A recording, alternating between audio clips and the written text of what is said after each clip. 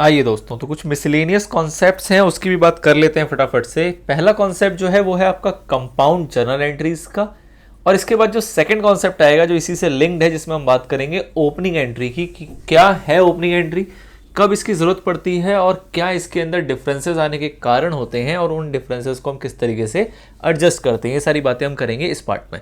ठीक है, तो कंपाउंड जर्नल एंट्रीज क्या है, तो ऐसा हमने पीछे भी देखा हुआ था जब हमने देखे थे कि कुछ एक ट्रांजैक्शंस ऐसे होते हैं जिसके अंदर आपके जो डेबिट के आइटम है वो एक से ज्यादा हो, या फिर जो क्रेडिट के आइटम है वो एक से ज्यादा हो, या फिर जो आपका डेबिट और क्रेडिट दोनों आइटम है वो एक से ज्यादा हो। मतलब कोई भी एक चीज आपने डेबिट करी और कोई एक चीज आपने क्रेडिट कर दी, कोई दिक्कत नहीं है, ये आपकी नॉर्मल एंट्री है। बट कई बार ऐसा होता है कि हम मल्टीपल एंट्रीज को मर्ज करना चाहते हैं, हम उसकी एक कंपाउंड एंट्री करना चाहते हैं ताकि बार बार रिपीटेड टाइप की एंट्रीज ना करनी पड़े।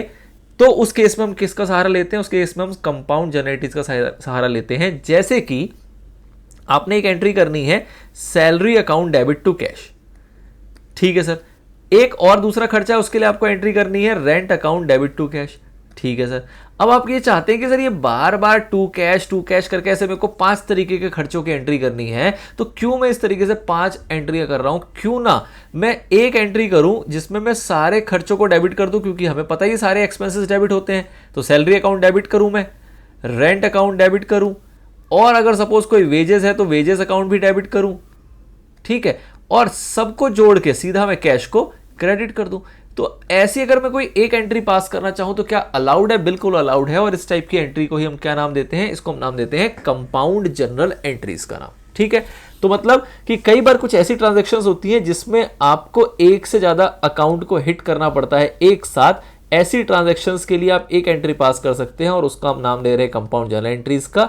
क्या कैटेगरी हो सकती है? जब आपका एक अकाउंट डेबिट हो लेकिन 2 या 2 से अधिक अकाउंट आपके क्रेडिट हो, या फिर ऐसा कह सकते हो कि एक अकाउंट क्रेडिट हो जैसे कि यहां पे, और 2 या 2 से अधिक अकाउंट आपके डेबिट हो, या फिर आप ऐसा कर सकते हो कि 2 या 2 से अधिक अकाउंट डेबिट भी हो और 2 और 2 से अधिक अकाउंट आपके क्रेडिट भी हो। इसका एग्जांपल है ओपनिंग एंट्री जो हम नेक्स्ट पार्ट में देखेंगे, ठीक है। तो this is known as compound journal entries. इस टाइप के कॉन्सेप्ट हमने पीछे पढ़े हुए हैं, सीखे हुए हैं, इवन हमने ऐसी एंट्रियाज भी कैसे करते हैं वो भी हम करना सीख चुके हैं। तो हमारे लिए कोई बड़ी बात और कोई बहुत मतलब ऐसा कह सकते हैं टिपिकल कॉन्सेप्ट नहीं था जो आपकी अंडरस्टैंडिंग के ऊपर जा रहा हो, ठीक है। तो इससे ज्यादा ये टाइम डिजर्व नहीं करता। नेक्स्ट कॉन्सेप्ट आता है आपका ओपनिंग एंट्री। सर ये क्या होता है? तो ओपनिंग एंट्री का मतलब क्या है कि अभी तक जो हम ट्रांजैक्शंस देख रहे हैं वो ये देख रहे हैं कि भैया Ram commences business with cash, furniture, liabilities, whatever it is, मतलब कमेंसमेंट ऑफ बिजनेस, ठीक है।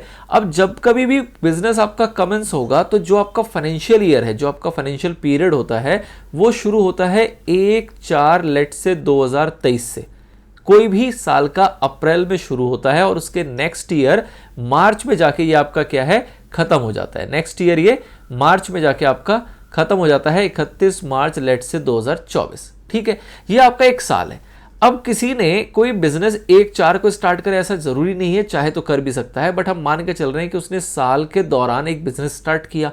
अब बिजनेस लेट से उसने स्टार्ट किया है 1 जुलाई 2023 को, ठीक है। तो जब बिजनेस स्टार्ट किया उसके इसमें क्या एंट्री करते हैं वो हम सीख चुके हैं, कमेंसमेंट ऑफ बिजनेस वाली एंट्री।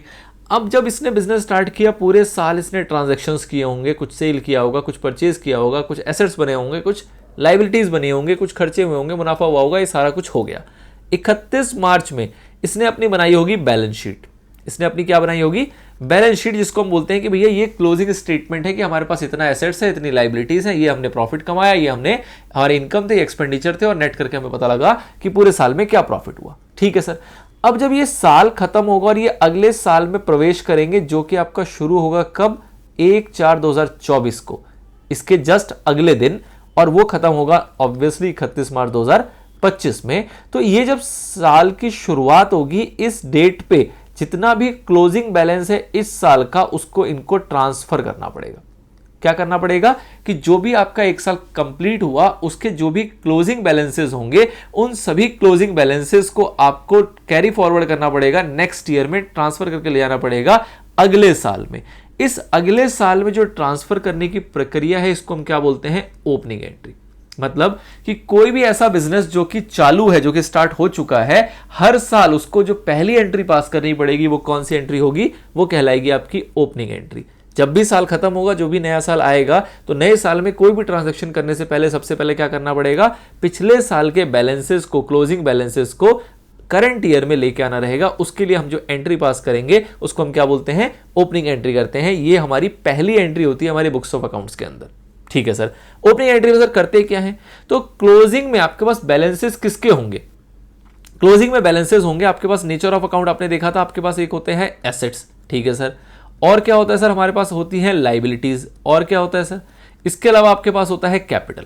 ये आपने अकाउंटिंग इक्वेशन में सीखा कि जितने भी एसेट्स होते हैं वो equal to liability plus capital होते हैं। सर प्रॉफिट और एक्सपेंसेस, मतलब इनकम और एक्सपेंसेस भी तो होते हैं। तो आपने पता अकाउंटिंग इक्वेशन में क्या सीखा था कि जितने भी आपके इनकम्स होते हैं वो कैपिटल में एडजस्ट हो जाते हैं, मतलब कैपिटल में जाके वो ऐड हो जाते हैं, और जितने भी आपके एक्सपेंसेस या लॉसेस होते हैं वो सारे कैपिटल में जाके आपके माइनस हो जाते हैं। तो कहने को तो हमारे पास 5 हेड होते हैं, एसेट्स, लाइबिलिटीज, कैपिटल, इनकम्स और लॉसेज, बट ये दोनों आपका इसी में समा जाता है और इसका एक क्लोजिंग बैलेंस आपका निकल के आता है जिसको हम बोलते हैं क्लोजिंग कैपिटल। जिसको क्या बोलते हैं हम?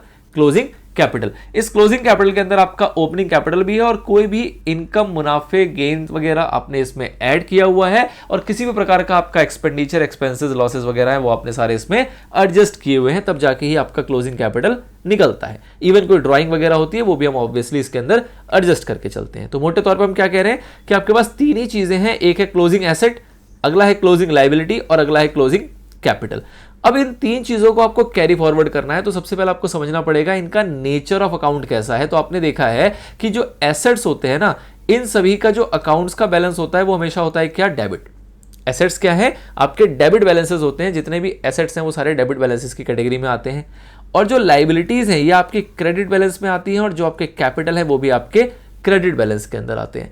अब ये इनका नेचर है। जब इनका हमें नेचर पता है तो इससे अगर आपको कोई ओपनिंग एंट्री पास करने बोलेगा तो आप क्या करोगे? आप सारे एसेट्स को डेबिट कर दोगे। सपोज इनके पास एसेट्स के अंदर फर्नीचर है, बिल्डिंग है, मशीनरी है, तो आप क्या बोलोगे? Furniture account debit, building account debit, machinery account debit, cash account debit, bank account debit. जितनी भी चीजें वो सारी चीजें आपकी क्या हो जाएंगी?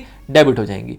क्रेडिट में क्या होगा? जितनी भी लाइबिलिटीज है, लेट्स से 2 आपका creditor account, 2 bank loan account, 2 outstanding liabilities account, इस टाइप से जितनी भी लाइबिलिटीज होंगी वो सारी क्या हो जाएंगी? क्रेडिट हो जाएंगी। और कैपिटल क्या होगा? 2 कैपिटल अकाउंट। ये तो इकलौता ही है, ये आपका कैपिटल हो जाएगा। अब क्या मैं जब ये एंट्री पास करूंगा तो मेरा क्या debit equal to credit plus credit होगा कि नहीं होगा? बिल्कुल होगा। क्या ये मैच करेगा? नहीं मैच करेगा? बिल्कुल मैच करेगा। क्यों? क्योंकि आपने ये मैच कराने के लिए फिगर्स कहां से उठा रहे हो? ये आप उठा रहे हो बैलेंस शीट से, और बैलेंस शीट तो पिछले साल जब बनाई होगी तो मैच हुआ ही होगा, क्योंकि पिछले साल जब हमने अकाउंट्स क्लोज किए होंगे तब हमने बैलेंस शीट को मैच करवाई होगी, और अकाउंटिंग इक्वेशन भी इसी पैटर्न पे चलता है। तो नो डाउट ये हमारा मैच होके चला होगा कि एसेट्स मतलब debit balances equal to whatever liabilities credit balance and whatever the capital account is also a credit balance. इन दोनों को जब हम सॉल्व करेंगे तो आपका debit equal to this credit plus this credit आएगा ही आएगा। ठीक है सर, ये बात भी समझ में आती है, हमें एंट्री भी समझ में आ गई। अब लेट सपोज आपके पास कुछ इंफॉर्मेशन गिवन है, उस इंफॉर्मेशन के अंदर आपको बहुत सारे एसेट्स पता है, ठीक है सर, लाइबिलिटीज भी पता है, ठीक है सर, आपको क्लोजिंग कैपिटल नहीं पता, तो क्या आप निकाल सकते हैं? बिल्कुल निकाल सकते हैं सर। कैसे निकालोगे? आपको जितने भी एसेट्स पता है, लेट्स से सारे एसेट्स पता है, उन सबकी टोटल वैल्यू है 1 लाख रुपए, और जो लाइबिलिटीज है उन सबकी टोटल वैल्यू है 20,000 रुपए। तो इसका मतलब क्लोजिंग कैपिटल कितना होगा? बिल्कुल सिंपल सी मैथमेटिकल इक्वेशन है आपकी। आपका क्लोजिंग कैपिटल जो होगा वो कितना होगा? 80,000 रुपीज। कैसे निकालोगे आप? Assets minus liability equal to closing capital. इस इक्वेशन को आप सॉल्व करेंगे, assets equal to liability plus capital, दोनों इन्फॉर्मेशन को पंच करोगे, आपका क्लोजिंग कैपिटल आ जाएगा। ठीक है सर, ये बात भी समझ में आ गई। अगर अपने को क्लोजिंग कैपिटल पता है और लाइबिलिटी नहीं पता तो भी निकाल सकते हैं, और अगर अपने को ये दोनों पता है, एसेट्स नहीं पता तो भी निकाल सकते हैं। ये तो बहुत ही बेसिक हो गया, ये आपने अकाउंटिंग इक्वेशन में और अपने पीछे की पढ़ाई में ये बात सीखी हुई है। अब आपको क्या नहीं पता जो कि आपको यहां पे ऐड ऑन करना है कि लेट से आपको तीनों इंफॉर्मेशन पता है लेकिन आपका debit equal to this credit plus this credit नहीं हो रहा, तब आप क्या करोगे? अगर आपको तीनों इंफॉर्मेशन पता है और तब भी आपका ये मैच नहीं हो रहा है तो उस केस में आप क्या करेंगे? मतलब कि आपके पास लेट से एसेट्स की वैल्यू है 1 लाख रुपए, ये आपको क्वेश्चन में गिवन है, इंफॉर्मेशन आपको दी हुई है। आपके पास लाइबिलिटीज हैं और लाइबिलिटीज की वैल्यू है लेट से 20,000 रुपीज, ठीक है, और जो आपके पास कैपिटल है उस कैपिटल की वैल्यू है लेट से 90,000 रुपीज। तो सर ये तो मैच ही नहीं हो रहा। बिल्कुल, आपको अकाउंटिंग इक्वेशन नहीं दी, आपको इन्फॉर्मेशन दी हुई है। अब इन्फॉर्मेशन के अंदर अगर ये बिल्कुल मैच हो जाता, ये 1 लाख होता, ये 20,000 होता और ये 80 होता, कोई दिक्कत ही नहीं थी। आप एंट्री पास करते, एंट्री क्या करते, जितने एसेट्स होते उन सभी को आप क्या कर देते, debit, assets account debit to, जितनी लाइबिलिटीज होती है उन लाइबिलिटीज को आप क्या कर देते, क्रेडिट टू लाइबिलिटीज अकाउंट और टू कैपिटल अकाउंट। ये आपकी एंट्री हो जाती और ये मैच भी हो जाता। आप लिखते being opening entry passed for the financial year, जो भी था आपका 22, 23, 23, 24, 24, 25, वॉट एवर इट इज। ठीक है सर, बट जब डिफरेंस निकल के आया तब हम क्या करें, तो अपने को यहां पे क्या करना है कि हमें देखना है कि डिफरेंस कहां निकल रहा है। जो डिफरेंस का बैलेंस है वो डेबिट में है या क्रेडिट में है। तो आप देखोगे कि ये 20 और 90 कितना हो रहा है, 1,10,000 रुपए। मतलब जो इस केस में आपका बैलेंस निकल के आ रहा है वो निकल के आ रहा है डेबिट में कितना, 10,000 रुपए। मतलब ये 10,000 रुपए का कुछ आइटम होगा जो कि अपने को नहीं पता। तो उस केस में हम क्या करते हैं कि अगर डिफरेंस आपका डेबिट में निकल रहा है तो इसको आप बोलते हो क्या, इसको आप बोलते हो गुडविल अकाउंट। इसको आप क्या बोलते हो, गुडविल अकाउंट, और इसको आप डेबिट कर देते हो। This is what, this is balancing figure. इसे क्या बोलते हैं, इसे हम बोलते हैं बैलेंसिंग फिगर। कि जब हमने डेबिट क्रेडिट को मैच किया और हमने देखा कि डिफरेंस जो है वो डेबिट में आया, तो उसको हमने क्या नाम दिया, उसको हमने नाम दिया गुडविल अकाउंट का। अब ऐसा क्यों होता है सर, तो इसका एक बेसिक एजम्पशन ये है कि आपसे ये कहा जा रहा है कि भैया आपकी लाइबिलिटी 1,10 की है, एसेट 1 लाख की है, तो ऐसा तो हो नहीं सकता। तो आपके पास जो 10,000 रुपए का एक्स्ट्रा फिगर आ रहा है वो किस नाम का होगा, वो आपकी मार्केट वैल्यू होगी, आपकी मार्केट में रेपुटेशन होगी, मार्केट में आपकी गुडविल होगी, मार्केट में आपकी अच्छी इमेज के कारण आपकी वो एक प्रकार की एसेट डेवलप हुई है, जिसको हम बोलते हैं सेल्फ जनरेटेड गुडविल। ठीक है, तो ये इस डिफरेंस को क्लियर करने का आपको एक टूल दिया गया कि भैया डेबिट में आ रहा है मतलब वो आपका एसेट है, और एसेट है दैट मींस वो एक प्रकार का आपका संपत्ति। और संपत्ति किस फॉर्म में है, उस फॉर्म में जो आप देख नहीं सकते, छू नहीं सकते। ऐसी संपत्ति कौन सी होती है, ऐसी संपत्ति को हम इंटेंजिबल एसेट्स कहते हैं। और उसके एग्जांपल में आपका एक बहुत प्रचलित एसेट है जिसको हम नाम देते हैं गुडविल का, जो कि आपकी इमेज, आपकी रेपुटेशन, आपकी मार्केट वैल्यू के अकॉर्डिंग डिसाइड होता है। ठीक है, तो इस वजह से कहा गया कि अगर ऐसा कोई डिफरेंस निकल के आए तो उसको आप क्या नाम देना, उसको आप गुडविल का नाम देना। ठीक है सर, ये तो बात आई डेबिट की। ऐसा ही कोई डिफरेंस अगर क्रेडिट में निकल जाए, वो कैसे हो सकता है कि अगर आपका ये जो फिगर है 90,000 का, ये 90 ना होता, ये होता 70,000 रुपए। तो उस केस में आप क्या बोलते हैं कि भैया 1 लाख यहां और यहां 70 और 20 कितना है, सिर्फ और सिर्फ 90,000 रुपए। तो 10,000 का आपका डिफरेंस जो है वो कहां पर है, क्रेडिट में है। जब आप एंट्री पास करते तो आपकी एंट्री क्या होती है इस केस में, इस केस में होती है आपकी assets account debit to liabilities account. Asset account में आप लिखते हैं कितना, 1 लाख रुपए। लाइबिलिटीज अकाउंट में आप कितना लिखते हैं यहां पे, 20,000 रुपए। और to capital account, capital account में कितना लिखते हैं आप, 70,000 रुपए। अब ये मैच तो हो नहीं रहा, आपका डेबिट और क्रेडिट मैच नहीं कर रहा। तो उस केस में मतलब क्या है कि यहां पे कुछ ना कुछ डिफरेंस है जो कि कहां निकलेगा, क्रेडिट में निकलेगा। ठीक है, ये डिफरेंस कितने का है, 10,000 रुपए का। ये आपने कैसे निकाला, ये आपने निकाला बैलेंसिंग फिगर से। बैलेंसिंग फिगर का मतलब क्या होता है कि जब हम डेबिट और क्रेडिट को बैलेंस कर रहे हैं, इक्वल करने की कोशिश कर रहे हैं, तो कुछ डिफरेंस निकल रहा है, उसको बोलते हैं बैलेंसिंग फिगर। यहां पे डेबिट में निकला तो हमने उसको गुडविल का नाम दिया है। अब जब क्रेडिट में निकलता है तो उसको हम क्या नाम देते हैं, उसको हम नाम देते हैं कैपिटल रिजर्व का। कैपिटल रिजर्व का मतलब क्या है, ये कुछ ऐसा हमारा पोर्शन ऑफ अमाउंट है जो कि अपने को पता नहीं है, लेकिन ये फ्यूचर में कहीं ना कहीं एडजस्ट होने के काम आएगा, इसलिए इसको हम बोल रहे हैं क्या, कैपिटल रिजर्व। मतलब ये कुछ ऐसा मुनाफा है जो कि अनआइडेंटिफाइड है। अब अनआइडेंटिफाइड मुनाफा है तो उसको हमने एक रिजर्व में डाल दिया, एक अलग उसका बक्सा बना दिया, एक अलग उसका गुल्लक बना दिया।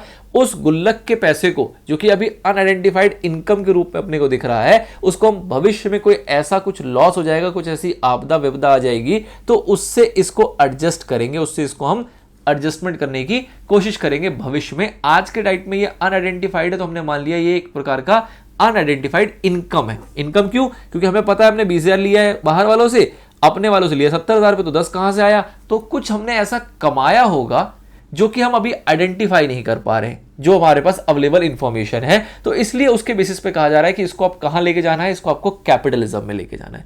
सर क्या ऐसे सवाल हमें देखने को मिलेंगे 11th क्लास के अंदर, तो बिल्कुल भी नहीं। आपके 11th क्लास में ये गुडविल की बात तो सिखाई गई है, कैपिटल रिजर्व वाली बात आपको नहीं सिखाई गई, आपके कोर्स के अंदर नहीं आता है। बट ये एक एडवांस जानकारी थी, एडवांस नॉलेज थी, जो कि रियलिटी में एग्जिस्ट करती है। आप आने वाले क्लासेस के अंदर इसको समझेंगे, सीखेंगे, क्योंकि मुझे डेबिट का बैलेंसिंग फिगर सिखाना था, इसलिए मुझे कंप्लीट बात बतानी थी, तो मैंने आपको डेबिट का भी बता दिया और क्रेडिट का भी बता दिया। तो इन एनी सिनेरियो अब आपके पास अगर ओपनिंग एंट्री पास करने को आएगी तो कोई दिक्कत आपको नहीं आएगी। सिचुएशंस क्लियर है। अगर आपको कोई इंफॉर्मेशन इन तीनों में से मिसिंग है तो बैलेंसिंग फिगर आपको क्या हो जाएगा, जो भी मिसिंग है, चाहे वो कैपिटल हो, चाहे वो लाइबिलिटी हो, चाहे वो एसेट हो, based on the accounting equation.